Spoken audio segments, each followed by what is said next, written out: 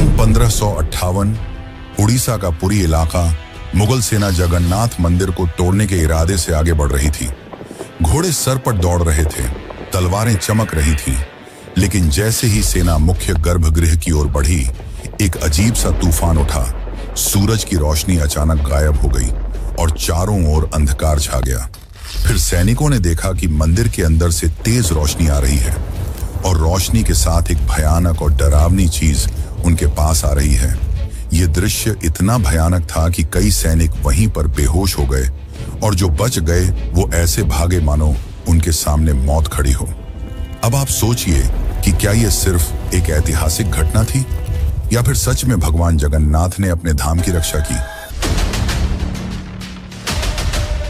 पुरी का जगन्नाथ मंदिर एक ऐसा स्थान जो सिर्फ भक्ति का केंद्र नहीं बल्कि अनगिनत रहस्यों की चुप दुनिया है।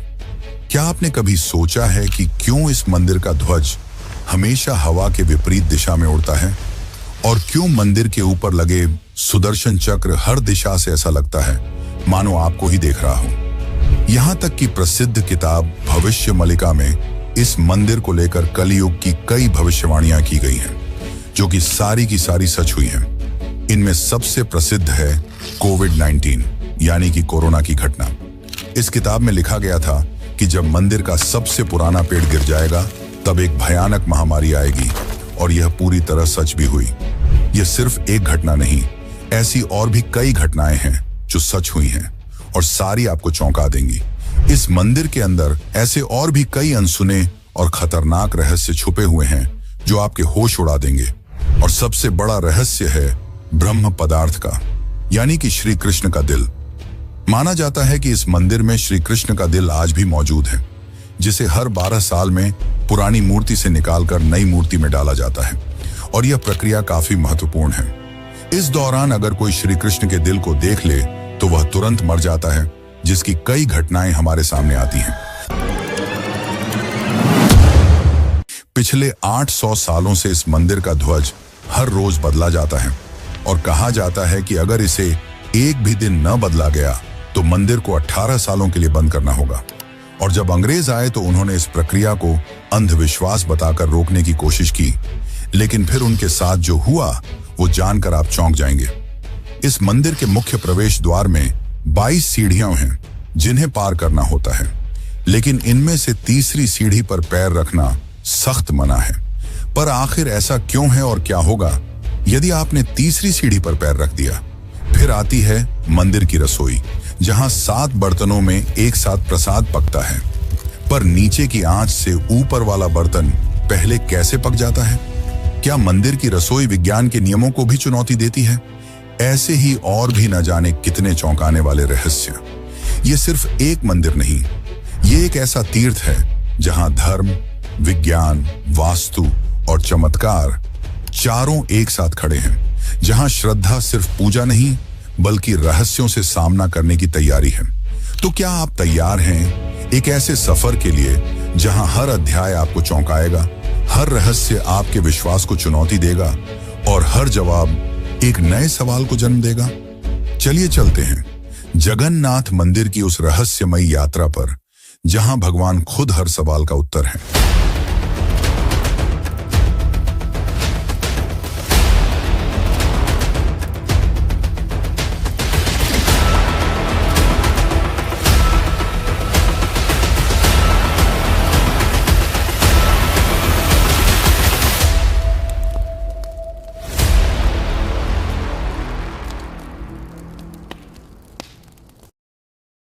जून 2015 रात को घड़ी में 12 बजते ही पूरी शहर की बिजली काट दी गई। ये कोई साधारण बिजली कटौती नहीं थी। इस बिजली कटौती का कारण था मंदिर के गर्भगृह में चल रही विचित्र घटना। मंदिर के मुख्य पुजारी इस अंधेरी रात में अपनी आंखों पर पट्टी बांधे और हाथ में एक मोटा दस्ताना पहने हुए अपने हाथों पर एक दिव्य पदार्थ लेकर भगवान की मूर्ति की ओर बढ़ रहे थे। यह कुछ और नहीं, श्री कृष्ण का दिल था, जिसे ब्रह्म पदार्थ भी कहा जाता है। ठीक 12 साल बाद यह प्रक्रिया आज मंदिर में फिर दोहराई जा रही थी, जहां भगवान जगन्नाथ की पुरानी मूर्ति से उनके दिल को निकालकर नई मूर्ति में लगाया जाता है। ये होता है भगवान के शरीर को बदलने का, लेकिन आत्मा को यथावत रखने का अनुष्ठान। माना जाता है कि यह मंदिर दुनिया का एकमात्र मंदिर है जहां भगवान आज भी जीवित रूप में बसते हैं, और जब उनका शरीर पुराना हो जाता है तो ठीक उसी तरह नया शरीर दिया जाता है जैसे कोई आत्मा नया जन्म लेती है। कहते हैं इस ब्रह्म तत्व को आज तक किसी ने नहीं देखा, और जिसने भी देखने की कोशिश की वो जिंदा नहीं बचा। नवकलेवर की रात जब पुरानी मूर्तियों से ब्रह्म तत्व निकालकर नई मूर्तियों में डाला जाता है, पुरी में कर्फ्यू जैसा माहौल बना दिया जाता है। पूरे शहर की बिजली काट दी जाती है, मंदिर को घोर अंधेरे में बंद कर दिया जाता है। मंदिर के अंदर होते हैं सिर्फ विशुद्ध ब्राह्मण, जिनका खानदान सदियों से यही कार्य करता आया है। उनकी आंखों पर पट्टी बांधी जाती है और हाथों पर मोटे दस्ताने पहनाए जाते हैं, ताकि वे ना देख सकें और ना ही महसूस कर सकें कि ब्रह्म पदार्थ है क्या। जब यह प्रक्रिया होती है तब मंदिर की सुरक्षा सीआरपीएफ के जवान करते हैं, और किसी भी व्यक्ति का मंदिर के अंदर जाना सख्त मना होता है। जब 2015 में यह अनुष्ठान हुआ था, तब एक पांडे ने उस ब्रह्म तत्व को हाथ लगा दिया था, जिसके बाद वह तुरंत ही बेहोश हो गया, और जब आंख खुली तो वह मानसिक रूप से पूरी तरह अस्थिर हो गया था। तो सवाल उठता है, ब्रह्म तत्व आखिर है क्या? क्या यह कोई दिव्य ऊर्जा है? क्या यह सिर्फ विश्वास है, या सच में कोई ऐसा अविनाशी पदार्थ मौजूद है जो युगों से युगों तक जीवित है? माना जाता है कि यह ब्रह्म पदार्थ काफी ज्यादा शक्तिशाली है, जिससे लगातार दिव्य ऊर्जा निकलती रहती है और हमेशा हल्का सा कंपन महसूस होता रहता है। प्रसिद्ध इंडियन आर्कियोलॉजिस्ट प्रवीण मोहन के हिसाब से श्री कृष्ण सिर्फ एक इंसान नहीं बल्कि एक सुप्रीम बीइंग थे। उनके मुताबिक ब्रह्म पदार्थ, जिसे कृष्ण का दिल भी कहा जाता है, वह असल में एक आर्क रिएक्टर है, यानी कि एक ऐसा डिवाइस जो भयंकर स्तर की ऊर्जा उत्पन्न करता है। उन्होंने यह तक बताया कि क्यों जगन्नाथ की मूर्तियों को लकड़ी से बनाया जाता है। उनके अनुसार लकड़ी बिजली को कंडक्ट नहीं करती, जिस कारण वह ब्रह्म पदार्थ से निकलने वाली इलेक्ट्रोमैग्नेटिक एनर्जी को रोक लेती है। वैसे तो माना जाता है आज तक इसे किसी ने नहीं देखा है, पर आज से करीब 50 साल पहले एक व्यक्ति ने दावा किया था कि उसने इस हृदय को देखा है। उसने कहा कि हृदय चांदी की तरह तरल बह रहा था, और यही तरल लकड़ी को कमजोर कर देता है, जिस कारण हर 12 साल में मूर्तियों को बदलना पड़ता है। उस व्यक्ति ने यह तक कहा कि जब उस हृदय को प्रकाश में लाया गया तो वह चक्र की तरह घूमने लगा और जोर से कंपन करने लगा, यानी कि जब इस ब्रह्म पदार्थ को रोशनी मिलती है तो यह और भी ज्यादा सक्रिय हो जाता है, जो कि खतरनाक साबित हो सकता है, जिस कारण हर बार जब इसे पुरानी मूर्ति से नई मूर्ति में बदला जाता है तब पूरी शहर की बिजली काट दी जाती है। विज्ञान के लिए आज भी यह एक चौंकाने वाला रहस्य है जिसे कोई समझ नहीं पाया, लेकिन भक्तों के लिए यह उनके श्री कृष्ण हैं, उनका दिल है, जिस कारण हर दिन लाखों की तादाद में भक्त भगवान जगन्नाथ के दर्शन करने आते हैं। वैसे क्या आपको पता है कि जब श्री कृष्ण की मृत्यु हुई तब पांडवों ने उनके शरीर को जला दिया था, पर फिर कैसे उनका हृदय बच गया और वह पुरी तक कैसे पहुंचा? और इस भव्य मंदिर की रचना किसने की? आखिर कौन था जिसने बड़ी ही चमत्कारी तरीके से भगवान जगन्नाथ की मूर्ति बनाई? तो चलिए जानते हैं अब इस रहस्यमयी और रोचक घटना को, जो आपको इंटरनेट और किताबों में नहीं देखने को मिलेगी। लेकिन उससे पहले अगर आपको वीडियो अच्छी लग रही है तो इसे लाइक करके कमेंट में जय जगन्नाथ जरूर लिखें। आज से करीब 5000 साल पहले महाभारत युद्ध के पश्चात चारों तरफ केवल लाशें ही पड़ी थीं। लाखों पड़े शव और कौरवों के विनाश ने सब कुछ झकझोर दिया। कौरवों की माता गांधारी ने इस विनाश का कारण श्री कृष्ण को बताया।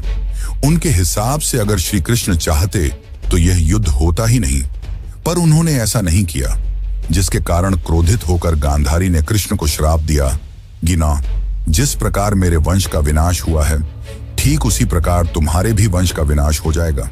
इस श्राप के 36 साल बाद जब एक दिन श्री कृष्ण जंगल में विश्राम कर रहे थे, तब एक शिकारी ने उन्हें हिरण समझकर उन पर तीर चला दी, और जैसे ही तीर श्री कृष्ण के पैरों पर जाके लगी, उन्होंने इस लोक को छोड़ दिया और मृत्यु को स्वीकार किया।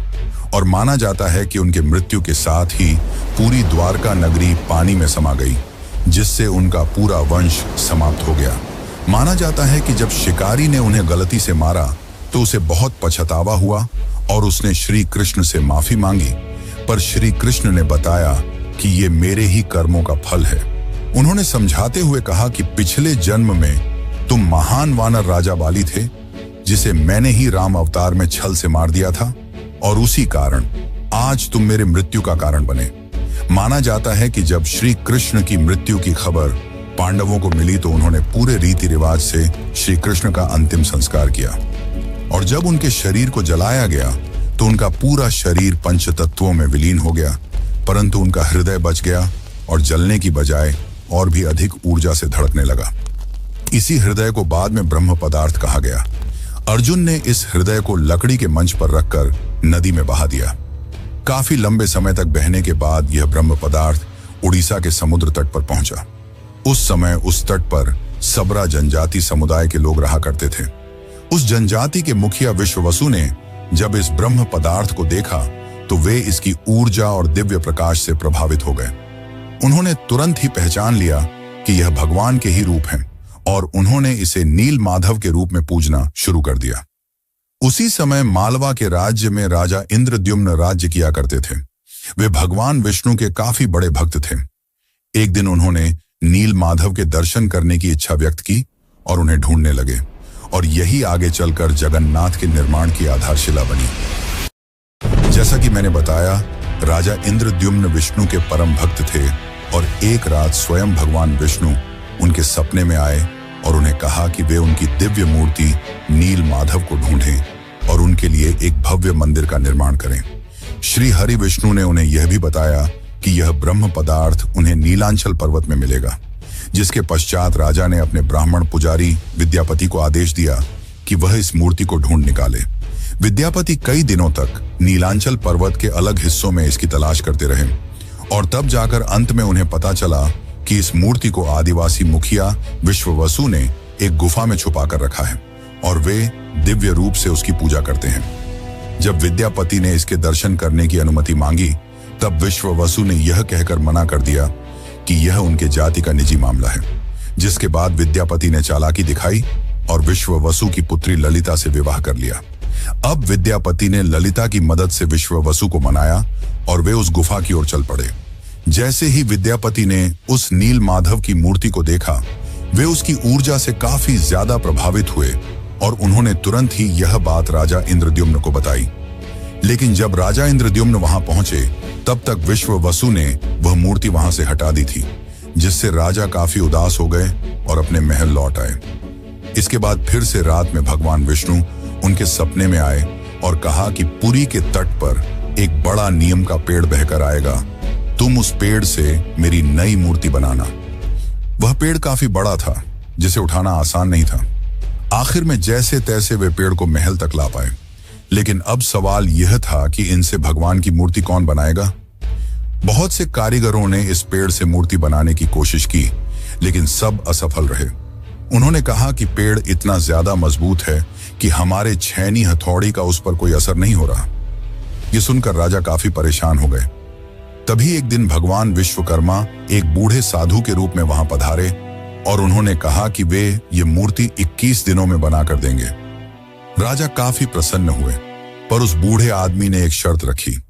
उसने कहा कि मैं एक कमरे में बंद रहकर 21 दिनों में यह मूर्ति बनाऊंगा, और तब तक कोई भी इस कमरे का न तो दरवाजा खोलेगा और न ही कोई अंदर आएगा। राजा ने उसकी यह शर्त स्वीकार की, और फिर मूर्ति बनाने का कार्य शुरू हुआ। दरवाजा बंद किया गया और कक्ष से छैनी हथौड़ी की आवाजें आने लगी, लेकिन 15 दिनों बाद अचानक से छैनी हथौड़ी की आवाज आना बंद हो गई। महाराज की रानी गुंडीचा काफी चिंतित हो गई और महाराज को कहा कि हमें दरवाजा खोलकर देखना चाहिए। शायद वह वृद्ध व्यक्ति भूख और प्यास की वजह से मर तो नहीं गया होगा। राजा ने शुरुआत में तो मना किया, पर बाद में वे इसके लिए मान गए और दरवाजा खोल दिया। लेकिन जब दरवाजा खुला तो सभी हैरान रह गए। वह वृद्ध व्यक्ति गायब हो चुका था और पीछे केवल 3 अधूरी मूर्तियां थीं। राजा को यह देखकर काफी दुख हुआ, क्योंकि उनकी शर्त तोड़ने की वजह से भगवान की मूर्तियां आधी रह गईं। जगन्नाथ भगवान के हाथ और पैर अधूरे थे। बलराम और देवी सुभद्रा की मूर्तियां भी अधूरी थीं। जब राजा मूर्ति के पास गए तब उन्हें दिल की धड़कन महसूस हुई और मूर्ति के अंदर से एक दिव्य आवाज आई, जिसने राजा को बताया कि श्री कृष्ण का हृदय इस मूर्ति के अंदर है। राजा ने इन मूर्तियों को स्थापित किया और आज यही अधूरी मूर्तियां भगवान जगन्नाथ के रूप में पुरी में पूजी जाती हैं। वैसे दोस्तों, आपको एक बात बता दूं, जो हो रहा है वह पहले ही लिखा जा चुका है और जो लिखा गया है वही होकर रहेगा। ये कोई फिल्मी डायलॉग नहीं, बल्कि पुरी के भक्तों की आस्था और सच्चाई है भविष्य मालिका की। तो चलिए जानते हैं उन भविष्य मालिका की घटनाओं को जो आज सच साबित हो रही हैं। मित्रों, इस मंदिर का इतिहास और वर्तमान एक भविष्यवाणी से जुड़ा हुआ है। भविष्य मालिका एक दिव्य ग्रंथ है जिसे लगभग 500 साल पहले ओडिशा के महान संत आचार्य महाप्रभु अच्युतानंद ने लिखा था। कहा जाता है कि वे पंचसखा यानी भगवान जगन्नाथ के 5 दिव्य सेवकों में से एक थे, जिन्होंने भगवान के आदेश पर कलयुग की कई घटनाओं को पहले ही देख लिया था। यह ग्रंथ ओडिया भाषा में लिखा गया है और इसकी पंक्तियां कविता के रूप में हैं, जैसे किसी गूढ़ रहस्य का संकेत दे रही हूं। आइए हम आपको बताते हैं भविष्य मालिका की कुछ चौंकाने वाली भविष्यवाणियां जो जगन्नाथ मंदिर और कलयुग के अंत से जुड़ी हुई हैं। इस ग्रंथ की सबसे चौंकाने वाली भविष्यवाणी 4 साल पहले काफी ज्यादा वायरल हुई थी, जब लोगों ने दावा किया कि इसमें कोरोना महामारी का वर्णन भी है। नाना रोग आसीबा, गोटे बड़ा व्याधि, लोका घरे रहीबे, बाहर कुना जीबा, अर्थात अनेकों रोग आएंगे, एक बड़ा रोग फैलेगा, लोग घरों में बंद रहेंगे, बाहर नहीं निकल पाएंगे। अब ये पंक्तियां किसी भी सामान्य रीडर को 2020 की कोविड-19 महामारी की याद दिला देती हैं। पुरी और ओडिशा में कई संतों और विद्वानों ने इसे भविष्य मालिका की सटीक भविष्यवाणी माना। इस किताब की एक और बात, इसमें जिक्र किया गया है कि मंदिर परिसर के ऊपर जो कपड़ा है उसमें आग लगने की घटना का उल्लेख मिलता है। कुछ साल पहले पहली बार त्रिदेव के वस्त्र में आग लगी थी। इस घटना के बाद कलयुग के अंत के बारे में एक बार फिर से बातें होने लगी।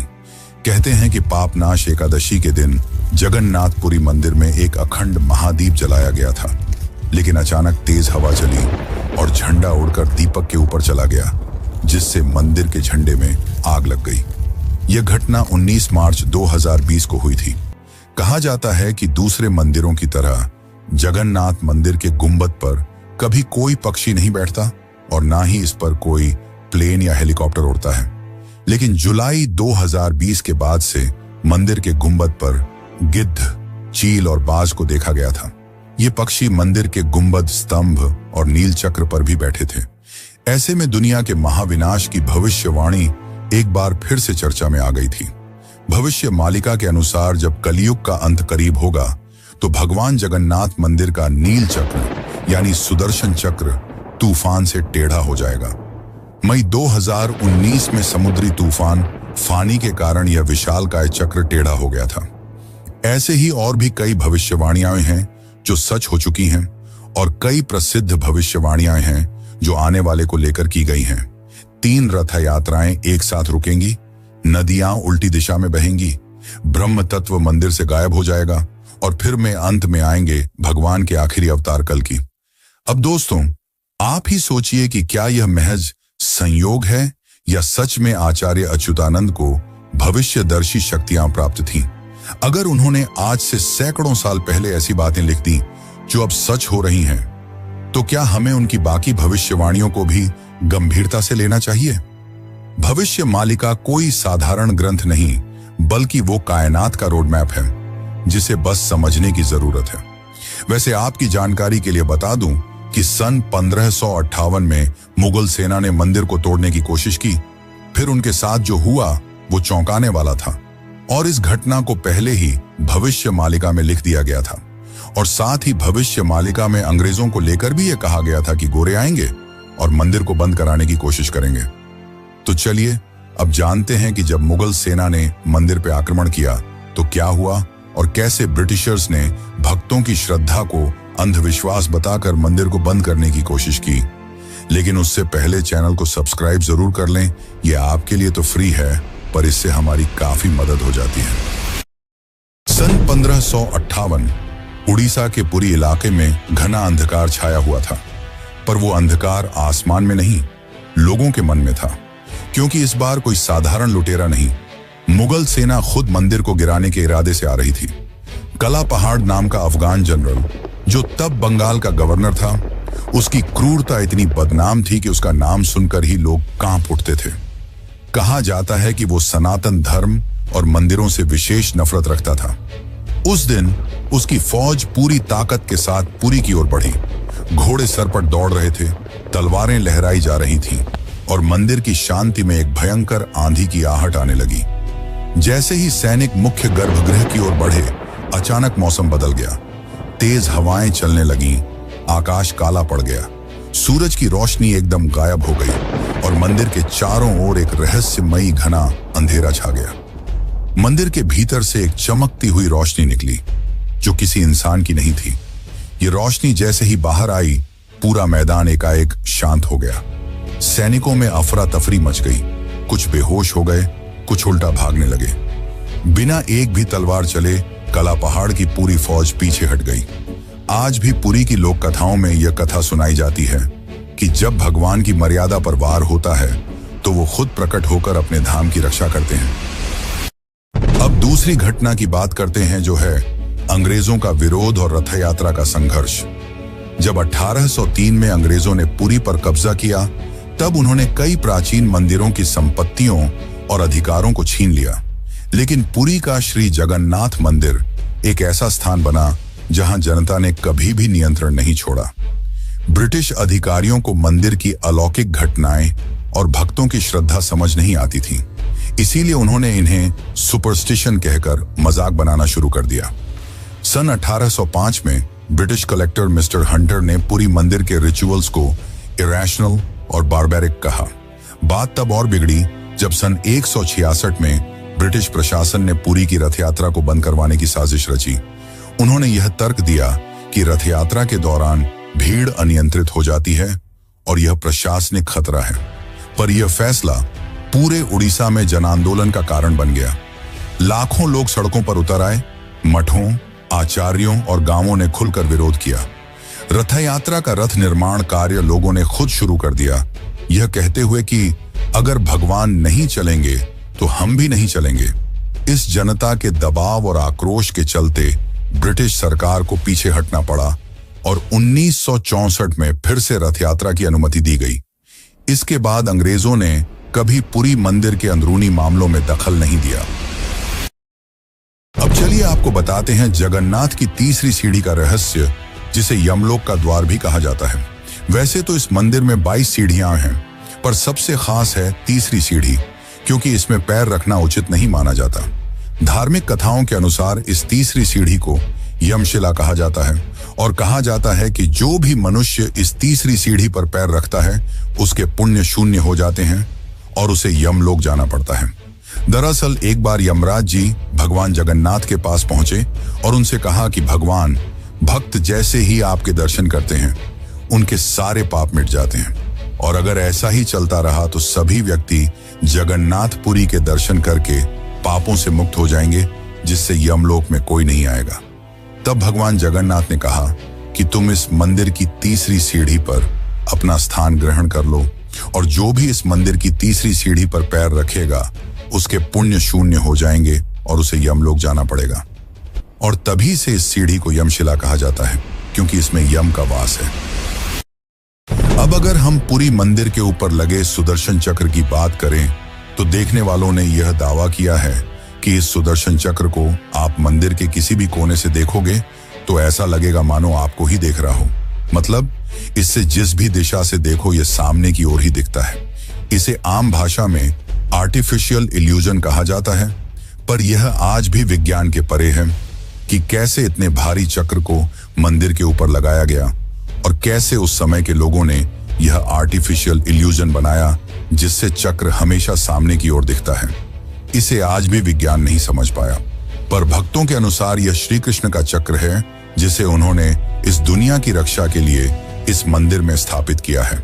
और भविष्य मालिका की एक और पंक्ति के हिसाब से जब यह मंदिर समुद्र के अंदर समा जाएगा तब कलयुग अपने अंतिम चरण पर होगा और तब आएंगे विष्णु के आखिरी अवतार कल्कि। अब जानते हैं पुरी के रसोई घर के बारे में। जगन्नाथ पुरी का रसोई घर दुनिया की सबसे बड़ी और सबसे रहस्यमयी रसोई है, जिसके अनोखे तथ्य और परंपरा भक्तों को आश्चर्यचकित कर देती है। और रसोई का सबसे बड़ा रहस्य यह है कि यहाँ भोजन 7 मिट्टी के बर्तनों में बनाया जाता है और हर एक बर्तन को एक के ऊपर एक रखा जाता है। और स्वाभाविक है कि सबसे नीचे के बर्तन में ज्यादा आंच आ रही है तो उसे सबसे पहले पकना चाहिए, लेकिन पुरी में ऐसा नहीं होता। ये चौंकाने वाली बात है कि 7 बर्तनों में जो सबसे ऊपर होता है उसका खाना पहले पकता है, जो विज्ञान के सारे तथ्यों को गलत साबित करता है। यहाँ भोजन बनाने का कार्य केवल सेवायत ब्राह्मणों द्वारा किया जाता है और किसी भी बाहरी व्यक्ति को इसमें प्रवेश की अनुमति नहीं होती। इस पवित्र रसोई में किसी प्रकार के आधुनिक ईंधन या गैस का उपयोग नहीं किया जाता, बल्कि केवल लकड़ी के चूल्हे पर पारंपरिक विधि से प्रसाद बनाया जाता है। पुरी मंदिर में रोजाना लगभग 50,000 से 2 लाख लोगों तक को महाप्रसाद बांटा जाता है। लेकिन चमत्कार देखो, कभी भी खाना बर्बाद नहीं होता और कभी भी कम नहीं पड़ता। मान्यता है कि मां लक्ष्मी स्वयं प्रतिदिन रसोई में आती हैं और रसोई के सेवकों को अंतः प्रेरणा देती हैं कि आज कितनों के लिए प्रसाद तैयार करना है। यह सिर्फ परंपरा नहीं, सदियों से चलती लीला है, जिसे आज तक कोई इंसानी गणित नहीं समझ पाया। एक और चौंकाने वाली बात तो यह है कि इतने बड़े किचन में, जहां 500 से ज्यादा रसोइये और सेवक काम करते हैं, जहां हर दिन सैकड़ों क्विंटल अनाज, सब्जियां और मसाले इस्तेमाल होते हैं, वहां न कोई बदबू होती है, न ही कोई मक्खी। कहा जाता है कि यह अग्निदेव और माता लक्ष्मी की कृपा है, जो इस रसोई को हर प्रकार की अशुद्धि से दूर रखती है।